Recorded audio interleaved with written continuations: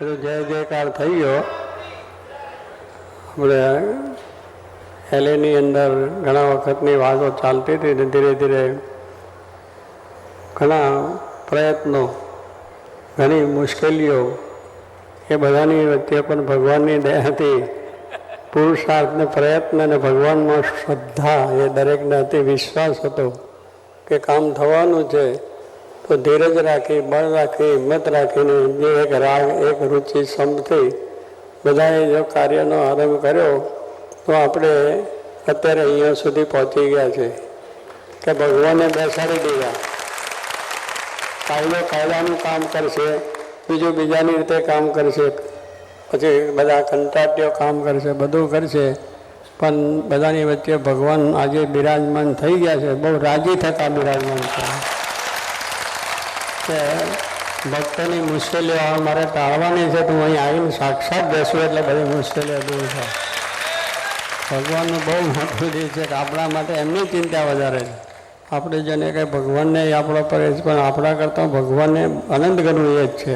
એમ ગુણાન સ્વામીએ વાતમાં કહ્યું એમ ભગવાનને વધારે ચિંતા છે કે મારે વહેલા બેસી જવું અને બધાને પ્રેરણા, બળ આપવું, સર્વને નોકરી, ધંધા, વ્યવસાયની અંદર ખૂબ લાભ થાય. એટલે બધું બળ ભગવાન આપશે. ભગવાન પર વિશ્વાસ રાખો. બધાને કોઈનો પાડે ન રાખે, મોરારી આપે વ્યાજ સહિત ગિરધારી. ભગવાન એવા ભગવાન ઉધાર્યા નથી એ ઉધારી લઈ જાય ને પછી આપે નહીં. આપતો ઉધાર છે જ નહીં. રોકડા આપણે આપણી રોકડી સેવા અને મોક્ષ પણ રોકડો, એમાં કંઈ વાંધો જ ના આવે એવું કાર્ય છે આ તો. અને એ સાક્ષાત ભગવાનમાં વિશ્વાસ, શ્રદ્ધા રાખી અને આપણે આવ્યું છે તો આપણે બધું ઘણા જાતના એકદમ આગળ પકી ગયા છે. બધી સરળતા પણ થઈ છે અને હવે આગળનું કામ પણ મંદિરનું પણ છે એ પણ થવાનું છે અને થઈ જશે. પણ આપણો જે શ્રદ્ધા, વિશ્વાસ ડગમગાટ નહીં કે હવે ભગવાન બેઠા એટલે આપણે કંઈ વાંધો નહીં એવું હોઈ જવાનું નહીં. પાછું ઉત્સાહ એવો ભગવાન બેઠા છે, પણ ભગવાન બેઠા છે એટલા માટે તમને બળ શક્તિ આપે અને આપણે પણ જાગ્રત રહીને આ સેવા, ભક્તિ, કથા વાર્તા કરવાની છે. હમણાં જેમ કહ્યું ભાઈ કે ભગવાનની પ્રતિષ્ઠા પહેલાં નગર યાત્રા થાય, પણ આ તો ભગવાન બેઠા પછી કે મારે બેઠા પછી નગર ચર્ચા જોવી છે કે આ બધા કેમ છે, કેવું કરે છે, શું કરે છે, પછી આમ આવો નવો ઉત્સાહ રાખશે નહીં રાખે એ જોવા માટે નીકળે છે. એટલે તમારા પર બધાની દૃષ્ટિ કરીને ભગવાન બિરાજમાન થશે અને ઉત્સાહ, ભક્તિ સર્વમાં આવશે. એ પણ એક બહુ નવીન વાત છે કે અહીંયા આગળ નગર યાત્રા પછી આપણે પ્રતિષ્ઠા થાય, પણ પ્રતિષ્ઠા થયા પછી જ નગર યાત્રા થાય. પણ કેવું છે કે ફરિયામાં ઘોડો, આપણો ઘોડો કેટલો ફરશે? પહેલાં યજ્ઞો લોકો કરતા, રાજા મહારાજાઓ, તો આખા દુનિયામાં ઘોડો ફરે કે યજ્ઞની અંદર પૂર્ણાહુતિ, યજ્ઞની સફળતા માટે ઘોડો. પણ રાજાનો ઘોડો કોઈ બીજા રાજવારીઓ બાંધે તો પછી એને લડાઈ કરવી પડે. એની જીત કરે તો પછી બીજે ત્યાં એમ બધે જીત કરતાં કરતાં બહુ કઠણ પડે. હારી ગયા તો હજુ નવેસરથી આવું કરવું પડે. એવા મોટા યજ્ઞો હતા. આપણો તો આ યજ્ઞ કેવો છે કે આપણે સમય સૂચકતા વાપરીને દેશકાળ અનુસાર કરવું બધું, અને એ બધાની વસ્તુ છે તો આપણા પરિસરની જ પ્રદક્ષિણા થશે. એટલે ફરિયામાં ઘોડો થઈ ગયો ને કે બધી પરમિટ લેવા જાવ એને પડે. પોલીસ બધા જોઈએ નહીં, કોઈ જોઈએ ને આપણા વચ્ચે થશે અને ભગવાનની દ્રષ્ટિએ આકાશ શહેર ઉપર ફરી વળશે અને હરિભક્તો પણ ખૂને ખાતરે થઈ જશે. એવું આપણું આ કાર્ય થયું છે. તો આ ભગવાનની પ્રતિષ્ઠા થવાથી આપણા જીવમાં પણ શાંતિ થાય, સુખ થાય અને સર્વને સારું સારું બળ રહે એ માટે મહારાજને પ્રાર્થના કરીએ છીએ. આજે કહ્યું છે કે ભગવાન આવ્યા છે, કલ્યાણ કરવા માટે જ આવ્યા છે અને એ કલ્યાણ આપણું જરૂર કરવાનો છે એવો આપણો વિશ્વાસ જડતા છે. તો આપણે કાર્યમાં જોડ્યા છે અને આ કાર્યમાં તન, મન, ધનથી પણ સેવા થાય છે.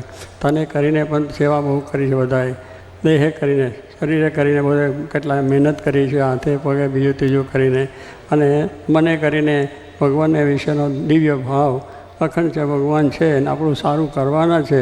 એ એક મનની સેવા છે અને ત્રીજી સેવા છે કે વચનની, કે આપણે પોતે છે પણ ભગવાનના ગુણગાન ગઈ, ભગવાનનો મહિમા કહીને બીજા પાસેથી સેવા લઈએ, પણ વચનની સેવા છે. વચને કરીને પણ છે. વચને કરીને શું કે આ કાર્ય બહુ સારું છે, એ વચનની સેવા.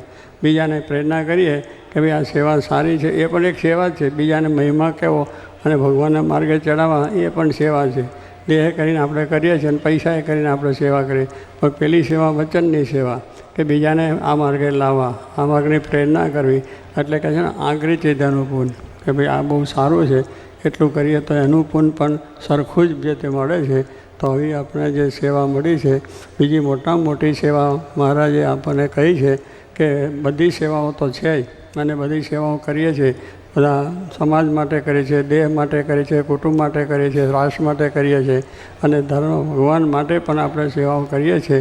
પણ એ બધાની અંદર ઉત્તમ શ્રીજી મહારાજે કહ્યું કે આપણનો મોટો ભાગ છે કે ભગવાને ભગવાનના ભક્તની સેવા મળી છે. એ સેવા મોટામાં મોટી છે.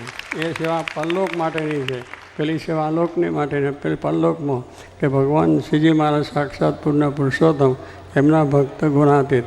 આ ભક્ત અને ભગવાન આ બેની સેવા આપણને મળી, અને એ સેવા મોટામાં મોટી સેવા છે. તો સ્વામી કહે છે એ ભાગ્યવાળાને મળે. કેટલા ભાગ્ય હોય તો મળે. હા, અનંત તીર્થો કર્યા, અનંત તપ કર્યા, અનંત બધું કર્યું હોય તારે આ મળી છે. હા, એટલે મહિમા સમજજો. સુશી ડોકું લાવવાની વાત નથી, આ માથું આપવાની વાત છે. માથું આપવાની વાતો છે. હા, એટલે એ રીતે સેવા કરવાની છે.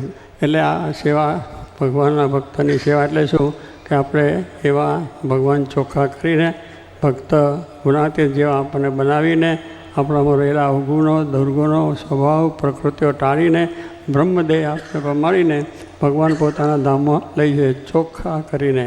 ચોખ્ખા એકદમ, એટલે કોઈ જાતનું દૂષણ નહીં, કોઈ જાતનું આપણાની અંદર અવગુણ નહીં, અને આપણા જે દસો સ્વભાવો કામ, ક્રોધ, લોભ, મોહ, મમતા, મારું બધા દૂષણ કરીને એકદમ ચોખ્ખા કરીને ભગવાન સેવા મૂકશે.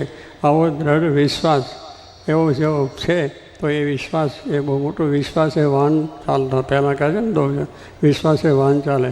અને અત્યારે વિશ્વાસે સોદા પણ કરો છો કે નથી કરતા? સોદા વિશ્વાસે કરે કે આટલા દીધા લખ્યા વગર પણ એકબીજાને ચાલે છે. વિશ્વાસ છે કે મને મળવાનું છે. તો એક આ દુનિયાના માણસમાં વિશ્વાસ છે, તો ભગવાનના વિશ્વમાં કોઈ વિશ્વાસ નહીં. એ બોલ્યા છે સાચું જ છે, મોક્ષ થવાનો છે, કલ્યાણ થવાનું બધું થાય. એટલે દુનિયામાં વિશ્વાસ છે, તો ભગવાનમાં જો વિશ્વાસ હોય તેનું કોઈ દાડો કામ થયા વગર રહેતું નથી, થઈ જ જાય છે, અને બધું આમ થાય છે. તો આપણે પણ આ પ્રમાણે આ કાર્ય કરીને બહુ ઉત્તમ કાર્ય કરશે, ઉત્તમ સેવા કરી છે. અને હવે પણ હજુ આપણે આ પાછું ઘરે જઈને સૂઈ જવાનું નથી.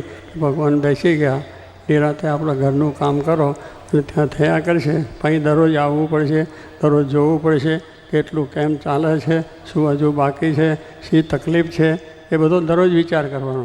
અને એ પાછું એટલો ને એટલા જોશથી તારા મનને ધનથી પાછું એ મહિને એ દંડો લઈને પાછું ઉપડવાનું કે જે આપણે કામ ચાલશે અને કામ થઈ જશે. માટે ભરોસો એ કામ થયું છે અને સર્વોપરી થઈ જશે. અને ગગનચુંબી મંદિરો શાસ્ત્રી મહારાજે કહ્યા છે કે શિખરવાળું મંદિર ધજાઓ ફરકતી ધજાઓ થશે અને કામ થશે, એ પણ આપણને વિશ્વાસ છે. અને કાઉન્સિલને પ્રેરણા થશે, અને માણસોને પ્રેરણા થશે, અને આપણું કામ ભગવાન કરશે. સહજાન સ્વામી મહારાજ.